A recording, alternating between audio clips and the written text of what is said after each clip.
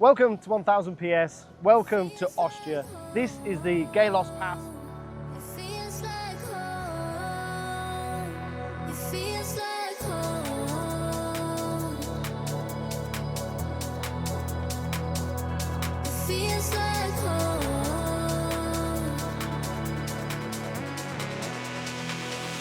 It feels like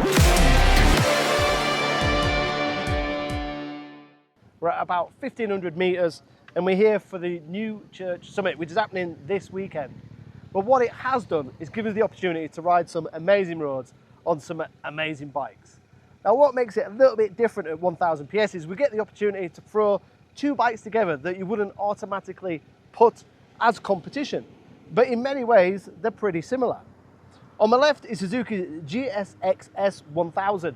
It's a bike that's been around for a few years. I did the launch, I've ridden the bike a few times in the UK, and it's heavily based on the K5 engine GSX-R1000. On my right is the slightly unusual QJ SRK 921. Now basically QJ is a Chinese manufacturer who've got close links with MV, as you can clearly tell. So essentially that is an old MV 920 engine and a pretty much similar chassis, using similar suspension, brakes, wheels and wheelbase.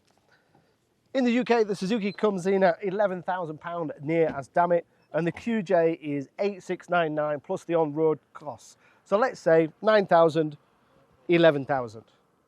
In terms of suspension, power and facts and figures, let's go through a few little details. So the Suzuki is 150 horsepower at 11,000 RPM, 76 foot-pound at 9,250 RPM.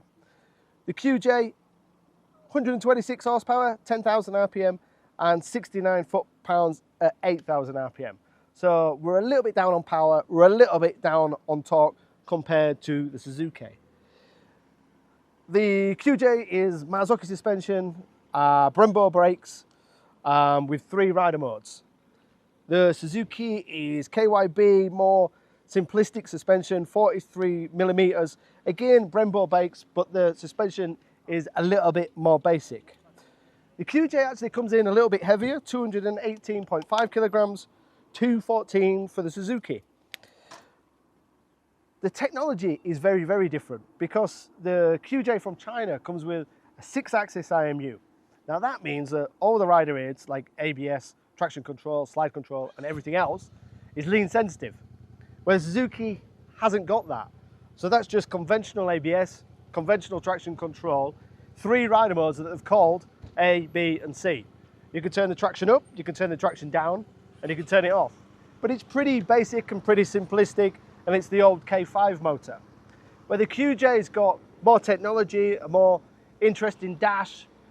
You can turn the traction control off, very simple and very easy with one single button. So we've even got a tyre pressure monitoring system that not only tells you what the PSI is, but also what the temperature is on a slightly more informative dash. But that dash is a little bit harder to read because it's a little bit smaller. It's really interesting comparing the two because I rode the QJ in isolation in the UK about 2 months ago and really enjoyed it. I just rode it in isolation. And I rode the Suzuki many times previously. I did a hill climb on the bike, I've ridden it in the UK and I've ridden it abroad. And I obviously remember the K5 GSX-R1000 because I am that old. And that is a great, smooth, usable engine. I didn't think before I got here that the difference would be that vast.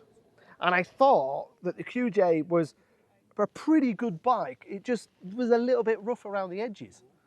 But when you have a direct comparison between the two, like we do here at 1000 PS, then it really does highlight, sadly, the faults of the SRK 921. Now, don't get me wrong, it looks absolutely fantastic. If my 12-year-old son was here, he would be drooling over that. And when we're parked here in Austria, up in the hills, lots of people have taken photos of the QJ because it looks dramatic. It's actually being designed by a company called C Creative in Italy, which is basically former MV design and engineers. So that's why it's got that MV design and look. It also sounds awesome.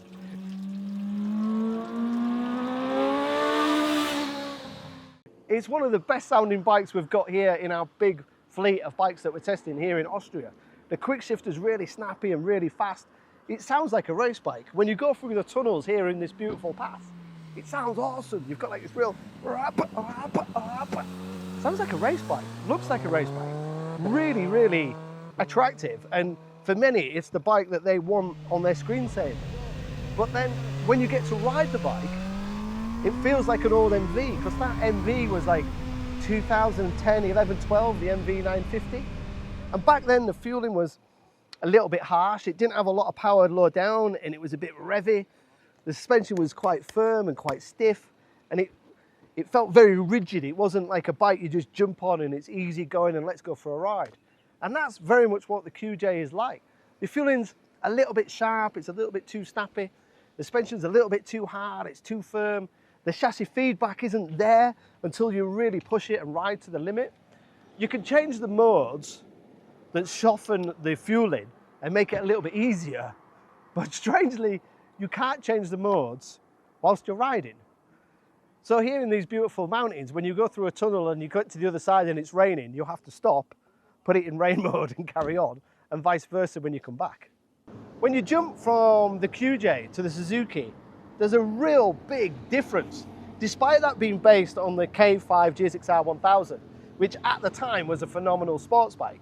Suzuki have made that really user-friendly, really easy to ride, it's accessible.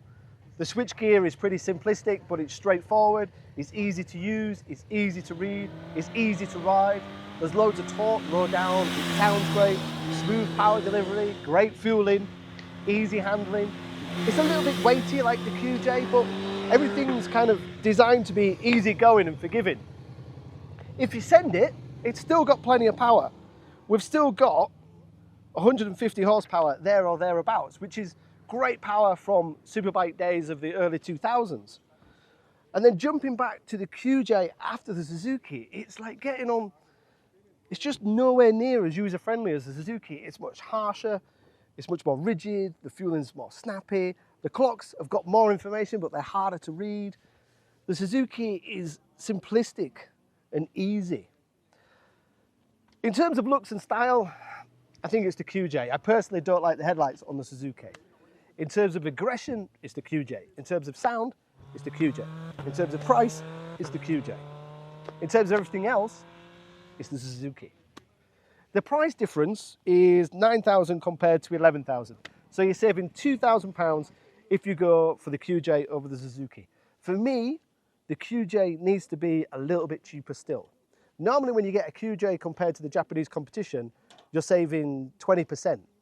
And you justify that money saving on new kit and maybe a riding holiday or other accessories. So for example, on the money saved buying the QJ, you can treat yourself to a new RI, some new levers, and maybe a track day or two. But I still think it needs to be a little bit cheaper because the Suzuki is so good, and there's lots of good deals from Suzuki dealers at the moment. Yes, the Suzuki could be a little bit boring maybe. It's not as appealing visually as the QJ. It's not as exciting as the QJ. It doesn't have that wow factor when you open the garage door, because that does look and sound brilliant. But in every other way, I would choose the Suzuki. Maybe it's the fact I'm getting a little bit old. Maybe it's the fact I'm getting a little bit sensible. It has got a radical wild side to it, but I would choose the Suzuki over the QJ every time.